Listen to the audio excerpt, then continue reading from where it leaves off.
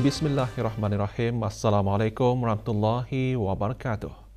Duli Yang Teramat Mulia Paduka Seri Pengiram Muda Mahkota Pengiram Muda Haji Al-Muhtarib Billah Ibni ke bawah Duli Yang Maha Mulia Paduka Seri Baginda Sultan Haji Hassanal Bolkiah Muizzuddin Wad Daulah Menteri Kanan di Jabatan Perdana Menteri berkenan berangkat menghadiri Majlis Khatam Al-Quran 40 kali sempena sambutan ulang tahun Hari Kebangsaan Negara Brunei Darussalam ke-40. Majlis berlangsung di Jami Asri Hassanal Bolkiah, Kampung Kiarong. Lebih 1,600 peserta terlibat dalam Majlis Khatam Al-Quran 40 kali yang direkan serentak di seluruh negara. Berakasama Paduka-Paduka Adinda Duli Yang Teramat Mulia, Duli Yang Teramat Mulia Paduka Seri Pengiram Muda Abdul Malik dan Duli Yang Teramat Mulia Paduka Seri Pengiram Muda Abdul Matin. Keberangkatan Duli Yang Teramat Mulia dijunjung oleh Yang Berhormat Pehin Udana Khatib Datuk Paduka Seri Setia Ustaz Haji Awang Badaruddin bin Pengarah Datuk Paduka Haji Awang Osman, Menteri Halih Wagama, Yang Berhormat Pehin Datu Laila Raja, Major Jeneral Besara Datuk Paduka Seri Haji Awang Halbi bin Haji Muhammad Yusof, Menteri di Jabatan Perdana Menteri dan Menteri Pertahanan kedua. Yang Berhormat Datuk Seri Setia Dr. Awang Haji Muhammad Amin Liu bin Abdullah, Menteri di Jabatan Perdana Menteri dan Menteri Kewangan dan Ekonomi kedua, dan Yang Berhormat Datuk Seri Setia Awang Haji Nazmi bin Haji Muhammad, Menteri Kebudayaan Belia dan Sukan serta ahli-ahli jawatan kuasa tertinggi yang lain.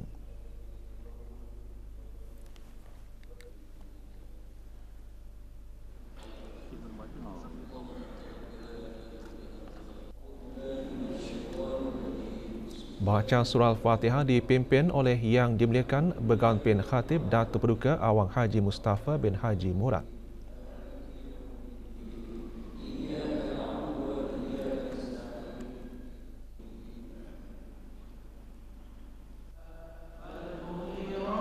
Bacaan Khatam Al-Quran beramai-ramai dikepalai oleh Awang Abdul Hadi Muayyad bin Haji Azrul, penuntut Institut Tahfiz Al-Quran Sultan Haji Hassanal Bolkiah.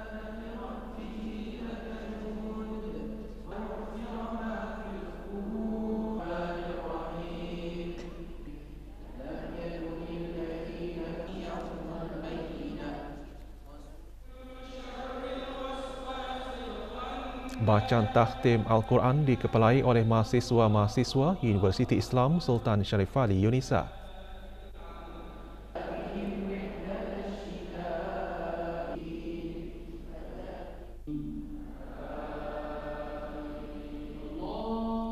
Awang Muhammad Darul Irsyad bin Muhammad Jeffrey, penuntut Institut Tahfiz Al-Quran Sultan Haji Hassanal Bolkiah membaca doa khatam.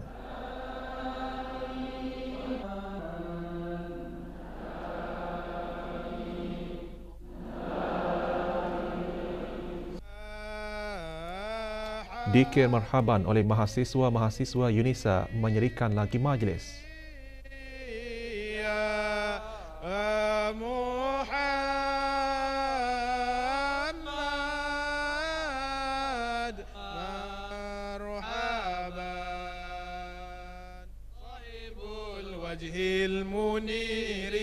Ya Allah ya Muhammad ya Aba Bakrin Siddiq ya Umar Uthman wa Ali ya Fatimah bintu Rasuli.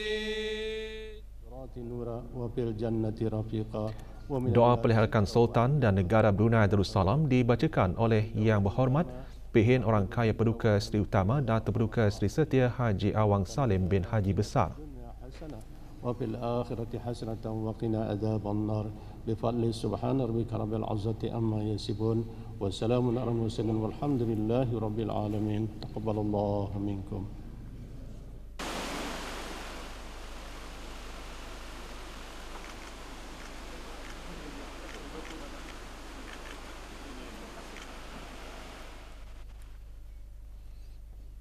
Sementara itu, Majlis Khatam Al-Quran 40 kali sempena sambutan ulang tahun Hari Kebangsaan Negara Brunei Darussalam ke-40 juga diadakan di daerah Blaid, daerah Tutong dan daerah Temburong.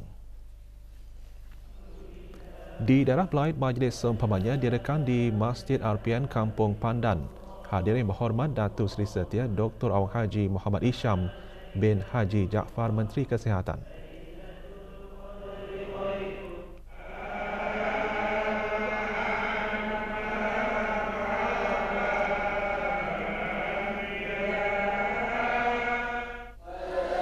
Sementara di daerah Tutong, majlis diadakan di Masjid RPN Bukit Beruang. Hadir Yang Berhormat Datuk Seri Setia Awang Haji Ahmadin bin Haji Abdul Rahman, Menteri Hal Ehwal Dalam Negeri.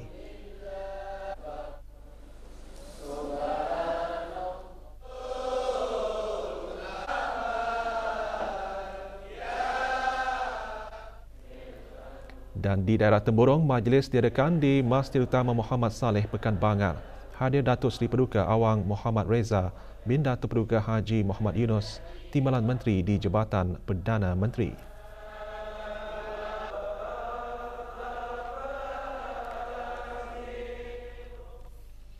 Hubungan kerjasama yang terjalin sejak lamanya antara negara Brunei Darussalam dan Republik Korea akan terus berkembang dan diperkukuh.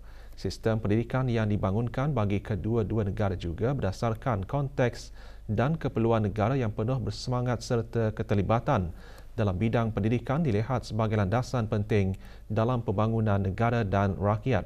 Harapan tersebut disuarakan oleh Yang Berhormat Pihin Orang Kaya Seri Lela Datuk Seri Setia Awang Haji Abdul Rahman bin Datuk Setia Haji Muhammad Taib yang dipertua Majlis Mesyuarat Negara semasa menerima kunjungan hormat daripada Tuan Yang Terutama Jae Hyun Baek, Setiausaha Agong Sekretariat Perhimpunan Kebangsaan Republik Korea. Juga dibincangkan kerjasama dua hala yang diharapkan dapat ditubuhkan terutamanya dalam pertukaran antara rakyat, lawatan antara kedua-dua pihak dan juga perkongsian maklumat berkenaan amalan terbaik bidang-bidang yang menjadi keprihatinan kepada kedua-dua negara. Inisiatif melalui Kumpulan Persahabatan Parlimen juga diharap dapat dilaksanakan dalam masa yang terdekat dalam mengukuhkan lagi kerjasama dua hala. Tuan Yang Terutama disertai oleh serombongan 7 delegasi dari Sekretariat Perhimpunan Kebangsaan Republik Korea. Sesi diakhiri dengan lawatan di Dewan Persidangan Majlis Mesyuarat Negara untuk melihat persiapan persidangan Majlis Mesyuarat Negara ke-20 yang akan bermula hari ini. Yayasan Sultan Haji Hassanal Bolkiah menyampaikan sumbangan keseluruhannya berjumlah RM86,300 kepada 73 buah masjid, surau dan balai ibadat di seluruh negara dan 6 buah keluarga yang terlibat dalam kebakaran rumah dan rumah roboh. Penyampaian sumbangan berlangsung di Dewan An-Naura Kompleks Yayasan Sultan Haji Hassanal Bolkiah. Masjid, surau dan balai ibadat berkenaan menerima sumbangan keseluruhan berjumlah RM78,500. Sumbangan itu adalah bagi mengadakan majlis dan aktiviti takmir khususnya sepanjang bulan Ramadan tahun ini. Penyampaian sumbangan disempurnakan oleh Yang Berhormat Pihin Datu Laila Raja, Major Jeneral Besara Datuk Paduka Seri Haji Awang Halbi bin Haji Muhammad Yusof, Menteri di Jabatan Perdana Menteri dan Menteri Pertahanan kedua selaku pengurus lembaga pengarah Yayasan Sultan Haji Hassanal Bolkiah.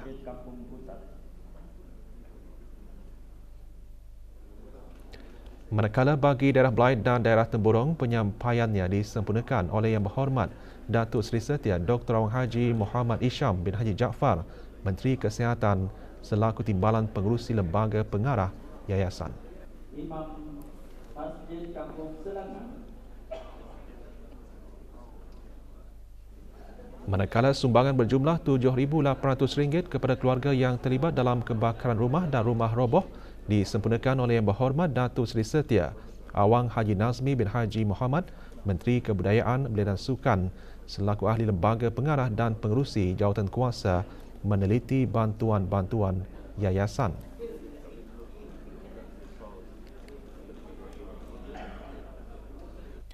Kementerian Kewangan dan Ekonomi serta jabatan-jabatan di dalamnya mengadakan majlis doa kesyukuran dan membaca surah Yasin sempena semarak ulang tahun Hari Kebangsaan Negara Brunei Darussalam ke-40.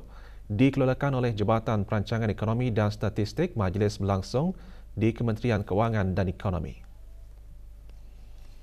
Hadirin berhormat Datuk Seri Setia Dr. Awang Haji Muhammad Amin Liu bin Abdullah, Menteri di Jabatan Perdana Menteri dan Menteri Kewangan dan Ekonomi kedua. Majlis diisikan dengan solat sunat hajat, bacaan surah Yasin dan doa kesyukuran serta solat fardu asar berjemaah. Juga hadir Datuk Seri Paduka Awang Haji Khairuddin bin Haji Abdul Hamid, Timbalan Menteri Kewangan dan Ekonomi.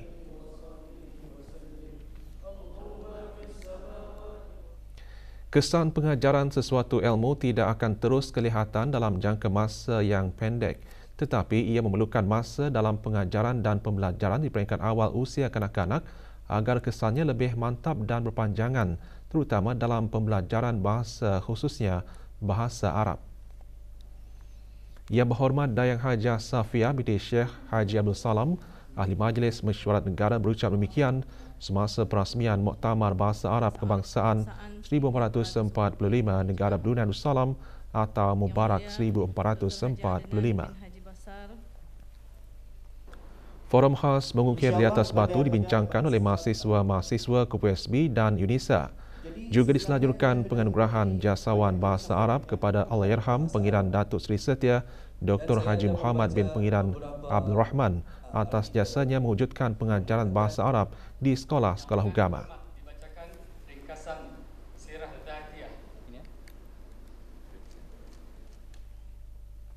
Di sebalik perkembangan signifikan ke arah mencapai Wawasan Brunei 2035 dan matlamat pembangunan mampan, namun negara masih perlu terus meneliti dan menambah baik usaha memupuk inovasi keusahawanan, meningkatkan keterangkuman sosial dan mengenai perubahan iklim dalam alam sekitar lestari.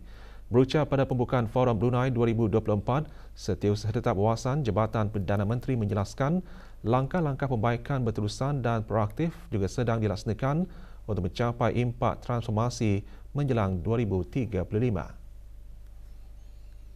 Pengiran Hajah Siti Nirmala binti Pengiran Haji Muhammad juga berkata negara komited ke arah mencapai matlamat pembangunan mampan menjelang 2030 yang diselaraskan dengan wawasan 2035. Kepelbagaian ekonomi, pembangunan mampan dan kepentingan menanai keusahawanan terutama dalam kalangan belia penting kepada masa depan bersama.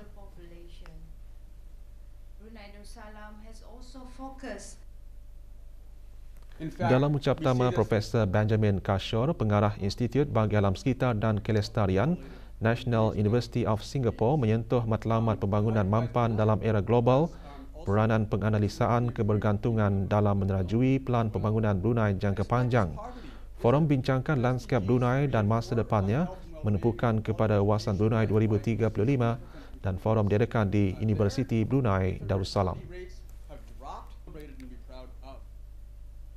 Sementara itu, malam tadi para peserta Forum Brunei 2024 diraikan dengan majlis makan malam di Tarindak di Seni Jalan Residensi Bandar Seri Begawan.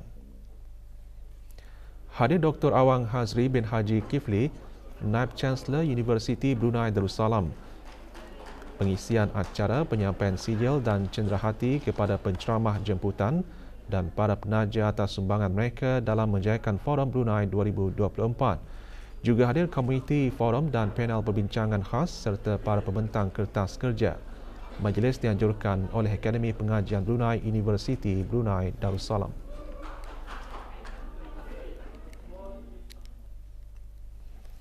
Beberapa ciri unik dalam kepimpinan dengan mengedepankan budi pekerti sebagai keunggulan untuk meningkatkan tahap kepimpinan dimuatkan dalam buku berjudul Kepimpinan Budi Pekerti Tuturan Hati. Diterbitkan oleh Dewan Bahasa dan Pustaka dan ditulis oleh seorang pakar konsultan yang diiktiraf di Singapura. Buku berkenaan dilancarkan di Kementerian Kebudayaan, Belia dan Sukan. Terdahulu diadakan penandatanganan perjanjian lesen untuk menerbitkan karya.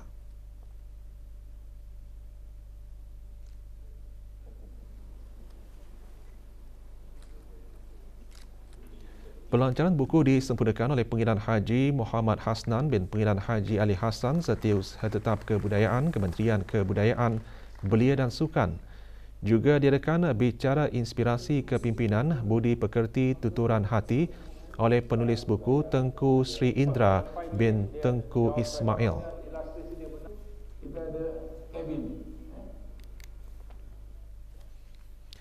Projek Fathul Barakah 5.0 bertujuan untuk meringankan beban para mu'alaf dalam membuat persiapan bagi menyambut kedatangan bulan Ramadan yang akan tiba.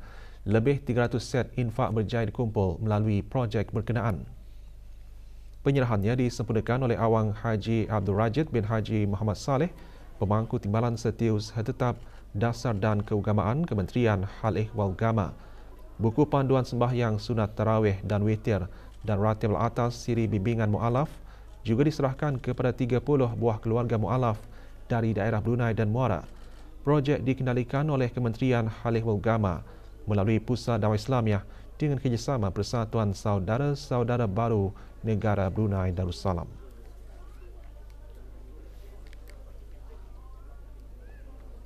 Total Energies EP Brunei BV mempromosikan inisiatif menyeru tindakan kepada perusahaan kecil dan sederhana PKS ke arah amalan kelestarian melalui program Permulaan Alam Sekitar Sosial Tadbir Urus ESG Sustainable 2024. Program tersebut dilancarkan di Empire Brunei, Jerudong. Hadir Pengiran Khairil Bahriah binti Pengiran Haji Muhammad Ali, Timbalan Pengarah Wawasan di Jabatan Perdana Menteri. 20 peserta pembekal atau kontraktor Total Energies EP Brunei dari pelbagai sektor termasuk syarikat-syarikat air usahawan menyertai program 4 hari yang berlangsung pada 26 hingga 27 Februari dan 4 hingga 5 Mac 2024 dan dikendalikan oleh United Nations Global Compact Network Malaysia dan Brunei.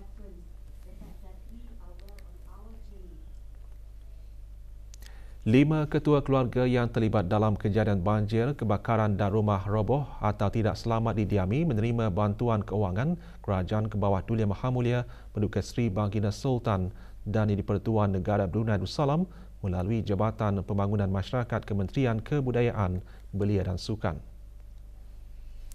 Penyerahan bantuan kepada bangsa-bangsa bencana disempurnakan oleh Dayang Mirani Florizah binti Abdul Rahman, pemangku Timbalan Pengarah Jabatan Pembangunan Masyarakat. Majlis berlangsung di Kementerian Kebudayaan, Belia dan Sukan. Kementerian Kesihatan membuat perubahan kepada garis panduan penggunaan antigen rapid test ART bagi virus SARS-CoV-2 berpandukan saranan Pertubuhan Kesihatan Sedunia WHO. Perubahan garis panduan penggunaan ART bagi virus SARS-CoV-2 akan mula dilaksanakan pada 1 Mac 2024. Menurut siaran akhbar Kementerian Kesihatan, penggunaan ujian ART hanya disarankan bagi mereka yang mengalami tanda-tanda jangkitan.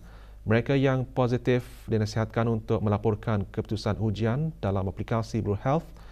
Sijil cuti sakit Kementerian Kesihatan akan dikeluarkan melalui aplikasi BruHealth untuk tempoh 3 hari. Ujian ART ulangan sebelum tempoh sijil cuti sakit berakhir tidak lagi diperlukan. Sijil cuti sakit Kementerian Kesihatan hanya boleh diperoleh melalui aplikasi BruHealth sekali bagi setiap 6 bulan. Mereka yang positif bagi kali kedua atau seterusnya dalam tempoh 6 bulan dan memerlukan masa untuk berehat boleh mengambil cuti sakit disahkan sendiri CSDS. Manakala pekerja sektor swasta akan dapat mengambil cuti sakit mengikut peraturan cuti di tempat kerja masing-masing. Mereka yang negatif ujian ART dan memerlukan masa untuk berehat boleh mengambil CSDS bagi warga perkhidmatan awam atau mengikut peraturan cuti di tempat kerja masing-masing bagi pekerja sektor swasta. Penggunaan ujian ART sebelum menghadiri mana-mana majlis tidak lagi disarankan. Dengan itu, penggunaan kod hijau atau ungu di dalam aplikasi BruHealth akan ditiadakan. Kod ungu akan digantikan dengan sijil cuti sakit. Penggunaan ART di hospital-hospital dan klinik-klinik adalah bagi kumpulan-kumpulan pesakit tertentu sahaja. Maklumat lanjut hubungi talian Darussalam 123 atau layari laman sesawang Kementerian Kesihatan.